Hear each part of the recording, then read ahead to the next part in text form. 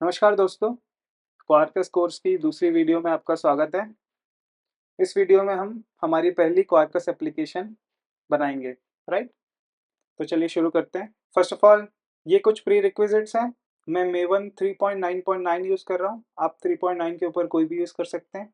जावा 21, इंटेलिज idea हमारे code editor के लिए, और क्वार्कस का हम 3.27.0 वर्जन यूज़ करेंगे, जो कि अभी latest long term support version है। तो अब हम देखते हैं कि हमारे क्वार्कस प्रोजेक्ट को इनिशियलाइज कैसे करेंगे। अगर हम मेवन का यूज़ करेंगे तो हम क्वार्कस मेवन प्लगइन है उसके क्रिएट गोल की मदद से हमारा प्रोजेक्ट क्वार्कस प्रोजेक्ट इनिशियलाइज करेंगे। तो चलिए टर्मिनल पे चलते हैं।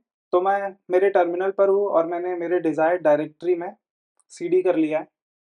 अब मैं कमांड रन करूँगा mvn io.quarkus.platform क्वार्कस मेवन प्लगइन, और इसका वर्जन रहेगा 3.27.0 और इसका गोल रहेगा क्रिएट, और हम platform version क्वार्कस platform version specify करेंगे जो कि 3.27.0 है, राइट?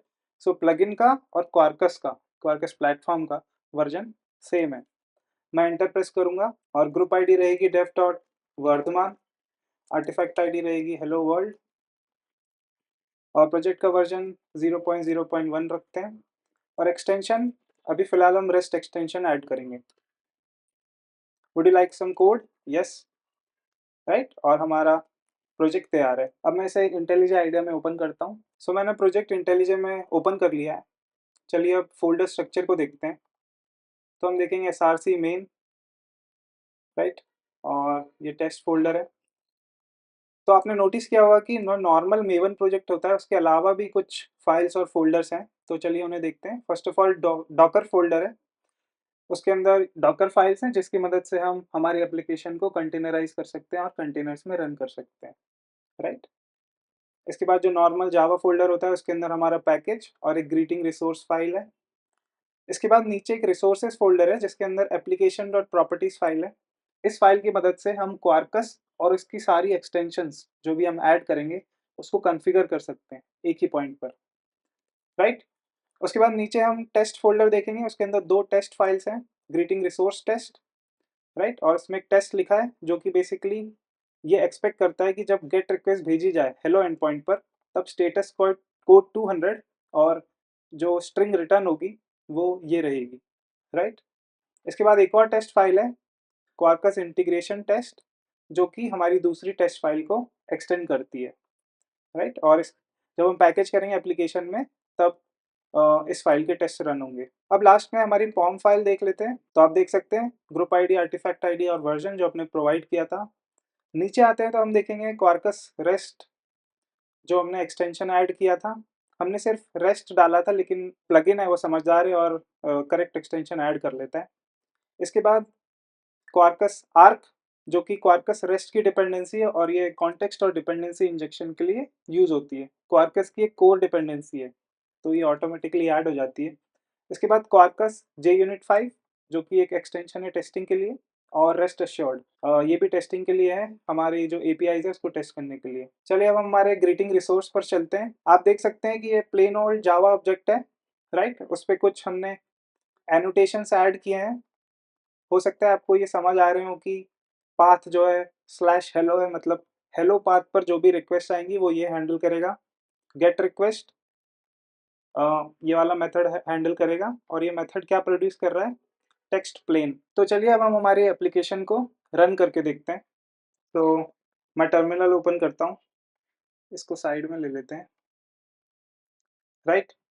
तो जो कमांड रहेगा mvn quarkus dev, इसकी मदद से हम हमारे प्रोजेक्ट को डेवलपमेंट मोड में रन कर पाएंगे। मैं एंटर प्रेस करता हूँ।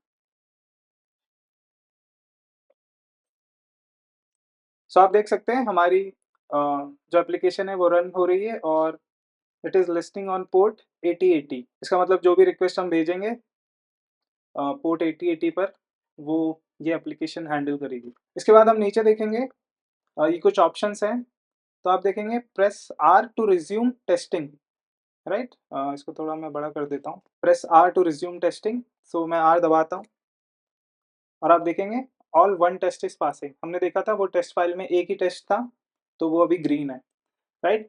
तो चलिए अब हम ब्राउज़र पर चलकर हमारे एंड पॉइंट को टेस्ट करते हैं। तो मैं अपने ब्राउज़र पे हूँ और मैं http:// localhost 8080 टाइप करूँगा और हमारा जो एंड पॉइंट था /hello पे जाता हूँ। ये हमारा आउटपुट है हेलो फ्रॉम रेस्ट, जो कि हमने हमारी एप्लीकेशन से, हमारे फंक्शन से, हेलो फंक्शन से रिटर्न किया था। अब वापस इंटेलिजे में चलते हैं और मैं आपको एक चीज़ दिखाना चाहूँगा। अगर हम यहाँ पे जो टेक्स्ट है उसको हम चेंज कर सकते हैं हेलो वर्ल्ड से, राइट। अब मैं वापस क्रोम पर जाता हूँ और मैं रिफ्रेश करता हूँ, तो आप देखेंगे मुझे ना तो एप्लीकेशन को स्टॉप करके वापस स्टार्ट करना पड़ा, ना ही रिकम्पाइल करना पड़ा, और हमारी जो चेंजेस थे वो यहाँ पे इफेक्ट ले लिए। तो यह क्वार्कस के लाइव कोडिंग फीचर का एक एग्जांपल था। हमने हमारी फाइल में चेंजेस किए, without restarting the application changes ले लिया। अब हम वापस हमारे इंटेलिजे पे जाते हैं, तो आपने एक और चीज़ नोटिस की होगी कि एक टेस्ट फेल हो गया जो कि पहले पास हो रहा था, राइट। सो ये एग्जांपल था कंटिन्यूस टेस्टिंग का। हमें अलग से टेस्ट रन नहीं करना पड़ा, ना ही दूसरी जेवीएम में टेस्ट को रन करना पड़ा। अब एक और चेंज करते हैं हम लोग। यहाँ पे मैं टेक्स्ट प्लेन की जगह HTML रिटर्न करता हूँ, टेक्स्ट HTML, राइट। और यहाँ पे हम लोग इसको H1 टैग में डाल देते हैं, राइट।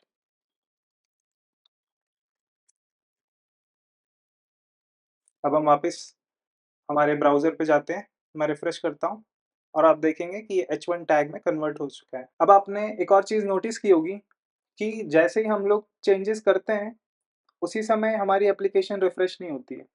जब भी कोई नई रिक्वेस्ट आती है, तब वो देखता है कि फाइल फ़ोल्डर स्ट्रक्चर में कुछ चेंज हुआ है कि नहीं, फिर वो एप्लीकेशन रिफ्रेश होती है। तो अब हम क्वार्कस के एक दूसरे फीचर डेव यूआई के बारे में देखते हैं। तो मैंने ये दूसरा टैब खोल लिया है और मैं localhost 8080/q/devui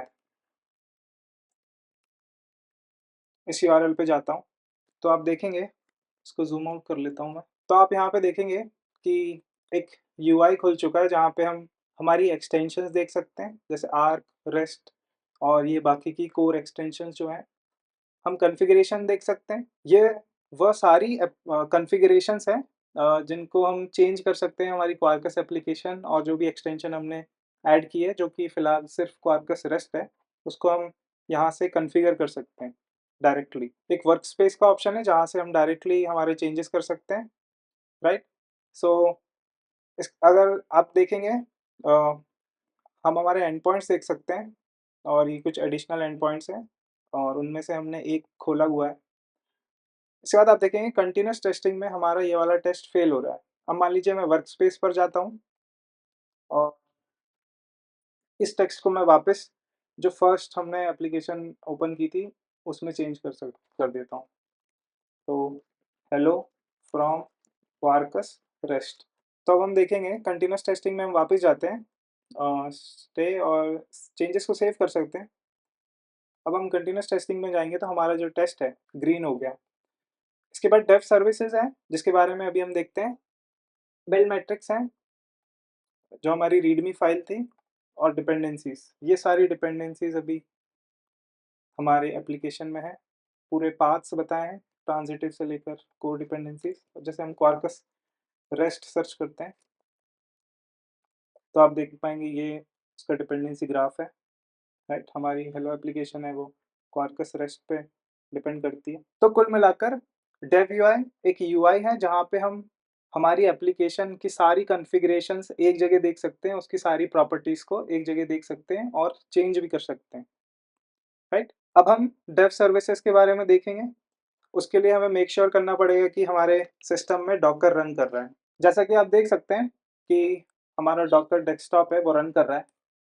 तो चलिए इंटेलिजे आइडिया पे चलते हैं वापस, और अब मैं क्यू प्रेस करके इसको, हमारे रनिंग जो क्वार्कस एप्लीकेशन थी इसको मैं स्टॉप करता हूँ। तो अब मैं हमारे प्रोजेक्ट में एक एक्सटेंशन ऐड करूँगा यूजिंग mvn quarkus:add एक्सटेंशन, और एक्सटेंशन का नाम रहेगा क्वार्कस JDBC और PostgreSQL, राइट। और मैं एंटर दबाऊंगा तो ये एक्सटेंशन ऐड हो चुका है। हम हमारी pom.xml में जाएंगे और आप देखेंगे कि हमारा जो एक्सटेंशन था वो यहाँ पे ऐड हो चुका है। बट अब हम और कोई चेंजेस नहीं करेंगे और मैं डायरेक्टली mvn quarkus:dev रन करूंगा वापस। और आप एक नई चीज़ नोटिस करेंगे कि यहाँ पे कुछ इमेज डॉकर इमेज की लेयर्स पुल की जा रही हैं। तो आप एंड में ये देखेंगे dev services for default data source PostgreSQL started, right, और कंटेनर आईडी है। अब हम हमारे डॉकर डेस्कटॉप पर जाते हैं और आप देखेंगे कि यहाँ पर 2 कंटेनर्स रन कर रहे हैं और इनमें से एक कंटेनर पोस्टग्रेसक्यूएल की इमेज पर बेस्ड है। तो एक्चुअली डेव सर्विसेज क्या करती है, अगर हम डेवलपमेंट मोड में हैं और हमने हमारी जो सर्विस है, मान लीजिए इसमें पोस्टग्रेसक्यूएल जो हमने ऐड किया था, अगर वो कॉन्फ़िगर्ड नहीं है तो डेव सर्विसेज खुद जाके एक डिफ़ॉल्ट कॉन्फ़िगरेशन का कंटेनर रन करता है उस सर्विस का, राइट। तो अब हम डायरेक्टली उस पोस्टग्रेसक्यूएल को यूज़ कर सकते हैं। आगे वाले लेक्चर्स में हम देखेंगे कि कैसे हम परसिस्टेंस करते हैं, कैसे डेटा स्टोर करते हैं, और तब हम पोस्टग्रेसक्यूएल एक्सटेंशन का यूज़ करेंगे। बट फिलहाल मैं डेव सर्विसेज समझाने के लिए आपको ये एग्जांपल दिया था। अब मैं वापस इसको बंद कर देता हूँ और हमारे कंटेनर्स भी बंद हो गए। ये एक टेस्ट कंटेनर कम की मदद से रन होता है डेव सर्विसेज, तो ये अभी भी चल रहा है, ये भी बंद हो जाएगा, जो कि हो गया है। अब एक लास्ट चीज़ रह जाती है, हमारी एप्लीकेशन को कॉन्फ़िगर करना। तो मैं 2 कॉन्फ़िगरेशन ऐड करूँगा एप्लीकेशन डॉट प्रॉपर्टीज़ में। तो मैं एप्लीकेशन डॉट प्रॉपर्टीज़ खोल लेता हूँ और quarkus.devservices.enabled equals to false and quarkus.banner.enabled equals to false। In configuration से मेरी ये मंशा है कि डेव सर्विसेज बंद हो जाए और बैनर जो हम देखते हैं ना क्वार्कस का लिखा हुआ, वो भी बंद हो जाए। अब मैं वापस टर्मिनल ओपन करके, राइट, मैं अपना एप्लीकेशन रन करूँगा तो आपको ये बैनर नहीं दिखना चाहिए। तो पहले मैं क्लियर कर देता हूँ। अब मैं वापस क्वार्कस डेव रन करूँगा। ओके, आप नोटिस कर रहे होंगे कि हमें वो बैनर नहीं दिख रहा है, राइट, और कोई भी डेव सर्विसेज भी नहीं रन हुई। अगर हम डॉकर में जाते हैं तो यहाँ पे हमारे टेस्ट कंटेनर्स और हमारा पोस्टग्रेसक्यूएल कंटेनर रन नहीं कर रहा है। इसी तरह हम और भी चीज़ें कॉन्फ़िगर कर सकते हैं क्वार्कस की, लॉगिन के लेवल्स, राइट, और जो एक्सटेंशंस हम ऐड करेंगे उनकी भी कॉन्फ़िगरेशन यहाँ पे आएंगी। तो हम वापस हमारी स्लाइड्स पर आ जाते हैं। तो हमने देख लिया प्रोजेक्ट को मेवन की मदद से कैसे बनाना है।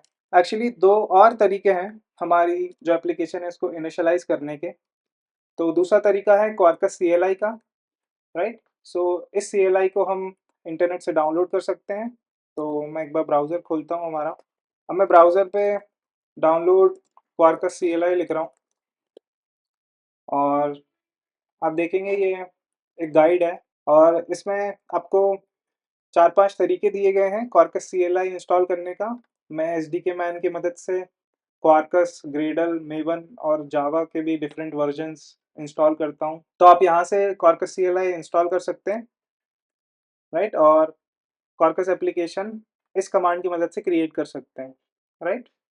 तो ये एक ऑप्शन है, लेकिन हम मेवन का यूज़ करेंगे थ्रू आउट दिस कोर्स। इसके बाद code.quarkus.io पे जाके भी हम हमारा एप्लीकेशन को इनिशियलाइज़ कर सकते हैं। तो वो भी देख लेते हैं, राइट। अगर मैं यहाँ पे जाके code.quarkus.io टाइप करता हूँ, आप देखेंगे ये एक पेज ओपन होता है जहाँ से हम हमारी एप्लीकेशन को कॉन्फ़िगर कर सकते हैं। Group ID, artifact ID, build tool क्या यूज़ करना है, और हम यहाँ से एक्सटेंशंस भी ऐड कर सकते हैं। तो मान लीजिए मैं क्वार्कस रेस्ट एक्सटेंशन ऐड करना चाहता हूँ, इसको मैं ग्रुप आईडी भी चेंज कर सकता हूँ, राइट। और वर्जन मैं मान लीजिए 3.27 सेलेक्ट करता हूँ, राइट। अब मैं यहाँ पे जनरेट योर प्रोजेक्ट पे क्लिक करूँगा और हमें यहाँ पे हमारी ज़िप डाउनलोड करने का ऑप्शन मिल जाता है, राइट। इस तरीके से हमने जो मेवन का यूज़ करके जो एप्लीकेशन इनिशियलाइज़ की थी, उसी प्रकार से हम यूआई का यूज़ करके हमारी एप्लीकेशन को ज़िप फॉर्म में डाउनलोड कर सकते हैं। मेरी आशा है कि आप लोगों को क्वार्कस का एक ओवरव्यू समझ आ गया होगा और वो कितना आसान बना देता है जावा डेवलपमेंट को, इसका भी आपको अंदाज़ा लग गया होगा। तो यहीं पर हम इस वीडियो को अंत करते हैं। धन्यवाद।